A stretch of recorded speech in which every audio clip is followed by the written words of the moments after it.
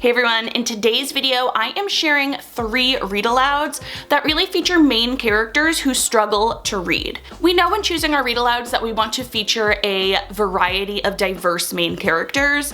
And when I say diverse, I mean it in a bunch of different ways. We want our students to not only be able to see themselves in a story that we read aloud, but we also want them to learn about other people in our read-alouds too. That's important to really spend time and pick purposeful read-alouds that are going to benefit our class. So that being said, I picked out 3 books that I really like that feature characters that struggle to read. You're going to have students in your class that do struggle to read, you're going to have students with dyslexia, and it's important to not only feature them, but to let other students know that, we're all good at different things, we all develop at our own time. It's just a good teaching point in general. So if you're ready to see these books, give this video a like, subscribe to my channel, and let's dive in.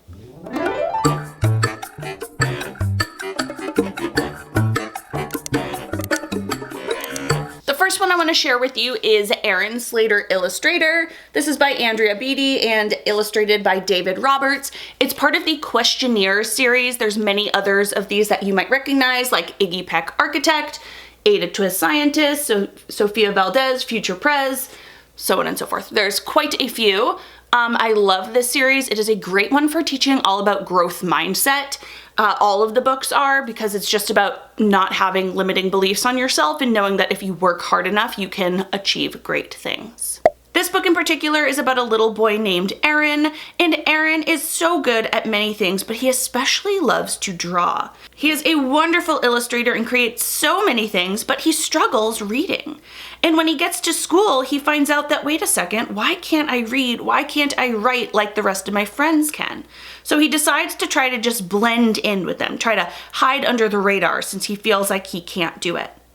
When he finally gets to 2nd grade, his teacher gives them an assignment to write a story, and he goes home and he tries so hard to write his story. He writes all night, he writes all day, but his stomach hurts because he feels like he just can't do it. So when it is his turn to share his story, he unfolds his sheet, and while he tries to read his story, what he has is just an illustration. But that doesn't stop him. His illustration tells the story. He is able to go ahead and tell this beautiful story that the classmates and his teacher absolutely love. And he does all this even though there might not be words on the paper at all. This makes him feel self-conscious, but his teacher comes up and explains to him how beautiful his illustration and his story was, and she says thank you. At the end of the story, this makes Aaron feel so empowered and like his ideas are just as worthy as everybody else's. I love this book too because at the end of the story, yes, he does continue to struggle reading. Of course, it's still tough, it says, but each day they work is a little less rough. So he goes out and he continues to read and he learns to write, but he also gets to flourish in his beautiful illustrations. I love this book for so many reasons. Like I said, if you're talking about an overall arching theme of all the Questionnaire books, growth mindset is a great one. But I also like this because the whole book is actually written, it tells you at the back here, that it is written in a specific typeface, a specific font for people with dyslexia. It's called Dyslexie, I believe it's called. And so they wrote the book in that fashion because it's easier for those with dyslexia to actually make sense of the print here. So that is cool. And this book is based off the real illustrator, Aaron Douglas Slater.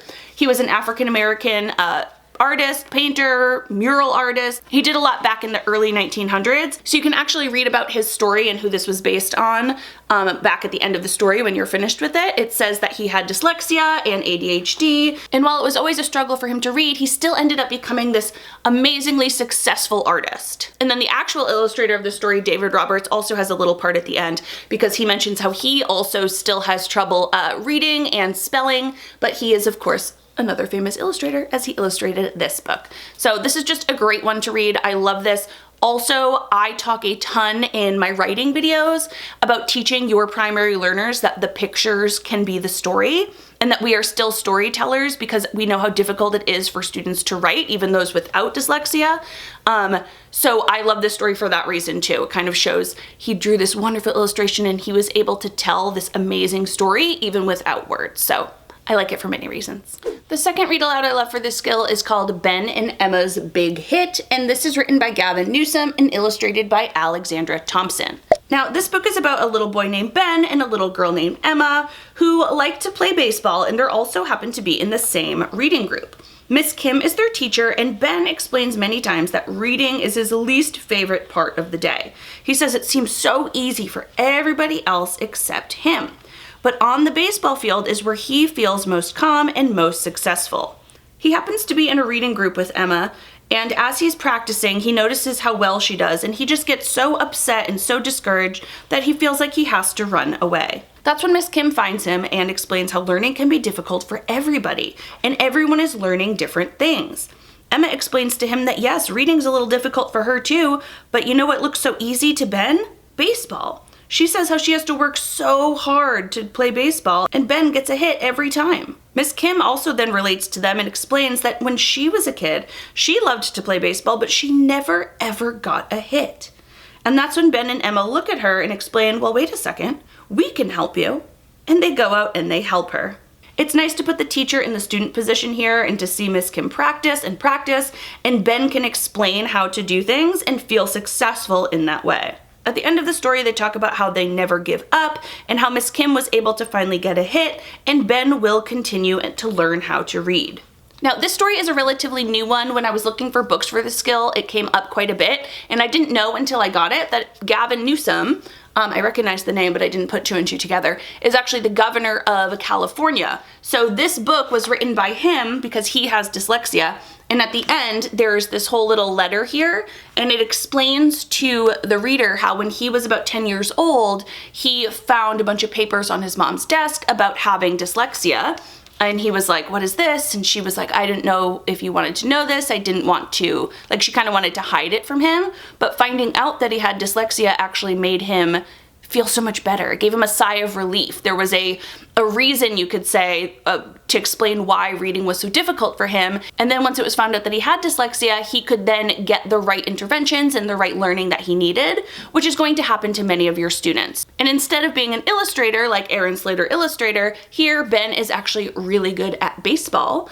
And that's like what he's great at. He can teach others how to do that. And of course, everyone is going to struggle at different things. Like Miss Kim struggles to hit a ball. So yeah, she can read, but she can't hit a baseball. Everyone's going to have things that they're good at and they can teach others. And again, the theme of never giving up. The third book I wanted to share with you may have heard before. It has been around for a long time, and this is called Leo the Late Bloomer by Robert Krause. This story is definitely geared towards your younger students, but the theme is a beautiful one. It's about Leo the tiger, and he just feels like he can't do anything right.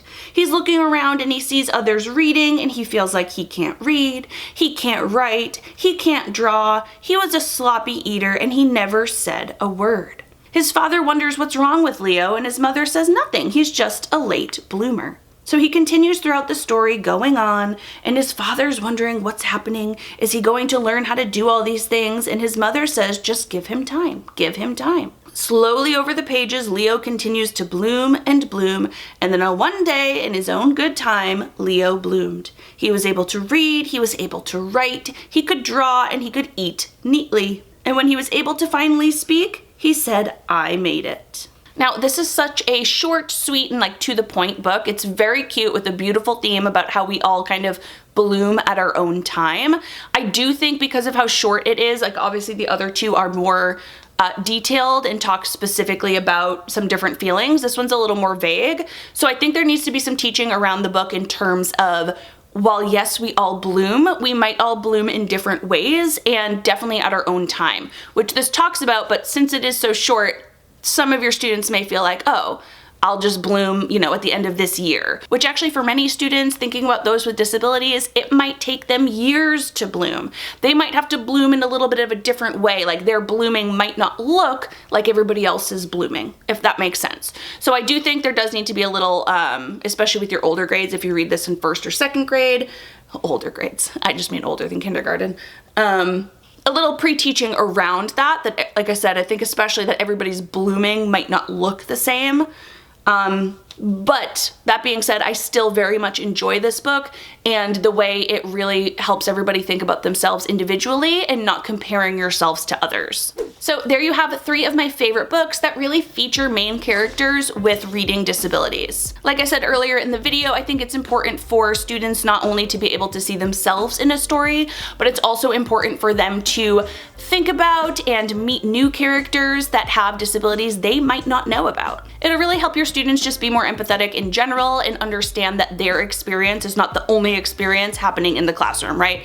Everybody in their classroom is going through their own things that they might need to work on, and they can also focus on what they're great at. If you have other picture books on this topic, I would love to know about them. Please drop them down in the comments so I can check them out. And as always, if you enjoyed this video, please give it a thumbs up so I know. Make sure you are subscribed to my channel and click that bell. That way you're notified of every new video. See you in the next one. Bye.